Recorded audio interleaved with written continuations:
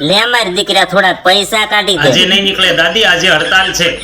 કડતાલ કેમ? બેંકમાં આટલી બધી મંદી છે કે તે કડતાલ વેચવાનું ચાલુ કર્યું છે? અરે કડતાલ નહીં, હડતાલ હડતાલ. હરપાલ? હરપાલ કેદી ગામડેથી સુરત આવ્યો? મને તો કોઈ સમાચાર નથી આપ્યા. અરે કાનમાં મશીન ગુડીને આવતા હોય તો. ગુડ્ડીને લાવવાનું તે કીધું તો હરપાલ લાવ્યો હશે, મને ખબર નથી, મેં નથી કીધું. અરે ભગવાન, આ ડોશીને કેમ જો સમજાવું? જો તું એ તારી બાયડીની જેમ હોઠ ફફડાવે છો. તારી ઘરવાળી કાલ શાક માર્કેટમાં મળી એ હોઠ ફફડાવતી હતી. આ ડોશી બેરી છે, એમાં ઈ બિચારી શું કરે? લે મારી દીકરા પૈસા કાઢી દે, મારે કિટ્ટી પાર્ટીમાં જવાનો ટાઈમ થઈ ગયો છે. અરે તમે સમજતા કેમ નથી? આજે હડતાલ છે, પૈસા નહીં નીકળે. તાલ? કિટ્ટી પાર્ટીમાં કોઈ તાલ ન હોય, એમાં તો ભવની કરવાની હોય.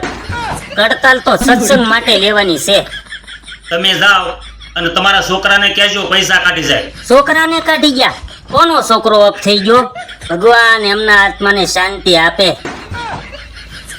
અરે તમારા છોકરાને પૈસા કાઢવા મોકલજો. છોકરાને કકળાટ કાઢવાનો જવાનું હોય, અને આમે કાળી સૌદેશ ને તો હજુ વાર છે. તારે અત્યારથી તૈયારી શું કામ કરવી છે? મને બુઢિયાને વાંચતા નથી આવડતું અને મારી ગઢિયાખીની મજાક કરે છો. મારા છોકરાને કેવા દે, પછી તારી વાત છે. અરે નહીં દાદી, તમારી મજાક નથી ઉડાવતો. તમે સાંભળતા નથી ને એટલે લખીને એટલે બતાવ્યું. તું શું મને બેરી સમજે છો? તારા દાદા વહી ગયા પછી મારી કોઈ ઇજ્જત જ નથી કરતું. તારા દાદા હતા ત્યારે બધા મને આટલેથી પાટલે ને પાટલેથી ખાટલે બેસાડતા. એ શાંતિના દાદા, તમે ગયા પછી મને કોઈ શાંતિ નથી લેવા દેતું.